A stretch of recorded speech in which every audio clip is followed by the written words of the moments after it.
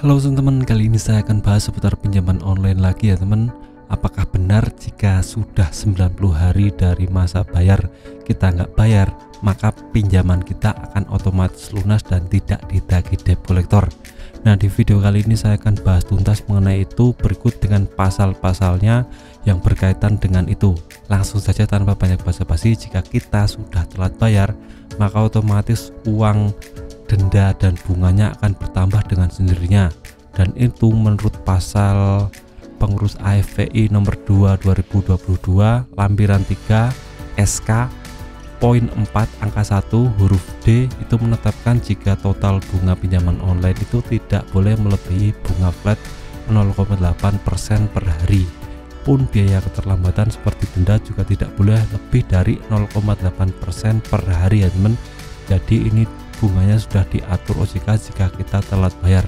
Sedangkan untuk pinjaman dengan tenor 24 bulan, maka penetapan jumlah total bunga, biaya pinjaman dan seluruh biaya lainnya termasuk biaya keterlambatan itu maksimal 100% dari nilai prinsipal pinjaman. Misal kita pinjam 1 juta, itu maksimalnya kita dapat bunga, denda dan lain-lain itu 1 juta. Jadi totalnya 2 juta ya teman. Jadi tidak boleh lebih dari ini, karena ini adalah peraturan OJK, tidak bisa diganggu gugat. Jadi jika teman-teman telat bayar 1 juta, itu maksimal bayarnya 2 juta rupiah, tidak boleh lebih dari itu. Ini adalah peraturan dari OJK yang harus dipatuhi semua orang. Terus yang berikutnya, jika kita telat 90 hari itu gimana bang?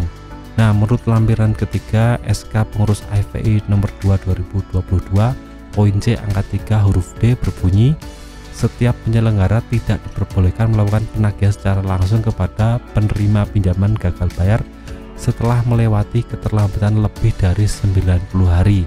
Jadi debt collector dari pihak pinjaman online ini tidak boleh menagih kita jika kita telat bayar 90 hari. Namun demikian perlu diperhatikan juga bahwa debitur yang gagal bayar lebih dari 90 hari dihitung dari tanggal jatuh tempo, maka pihak penyelenggara pinjol boleh menggunakan jasa pihak ketiga perusahaan jasa pelaksanaan penagihan. Jadi ini nagihnya pakai jasa yang legal ya temen. Ini berlaku untuk pinjaman yang legal.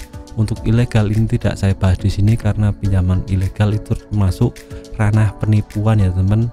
Dan jika penagihan dari pihak ketiga tidak dapat dilakukan juga, maka teman-teman harus pasrah jika data teman-teman kena BI checking atau daftar hitam di pinjaman online.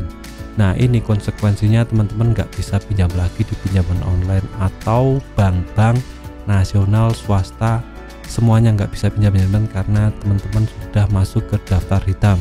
Nah, untuk pemutihan daftar hitam ini sekitar 7 tahun ya teman, jadi lama sekali untuk bisa memulihkan data teman-teman agar bisa fresh kembali. Tapi ini juga tidak berarti hutang teman-teman lunas ya teman, karena tetap wajib dibayar. Nah, untuk pinjaman online yang legal ini memang ketentuannya seperti itu dari OJK-nya, aturan-aturannya harus dipatuhi oleh customer dan juga pihak pinjaman online.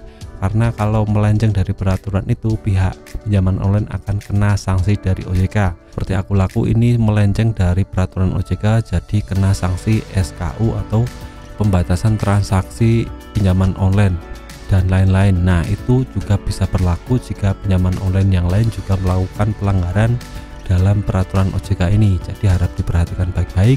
Jika teman-teman sudah 90 hari telat bayar, itu pihak OJK tidak boleh menagih teman-teman melalui pihak debt collector ya teman. Jadi tidak harus menagih karena ini sudah ada ketentuan dari OJK tentang itu.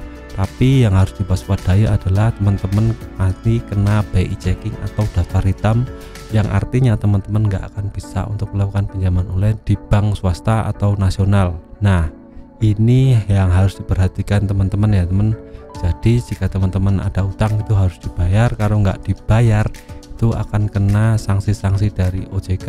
Nah, itu saja penjelasan dari saya tentang 90 hari nggak bayar pinjaman online. Debt collector tidak wajib menagih. Kalau umpamanya sampai ada yang menagih, teman-teman bisa sodorkan saja draft web dari peraturan OJK langsung ke debt collector. Ini peraturan dari OJK seperti ini, Anda tidak wajib menagih karena ini sudah melanggar ketentuan dari OJK. Mohon saudara debt collector pergi dari sini. Nah, seperti itu saja ya teman.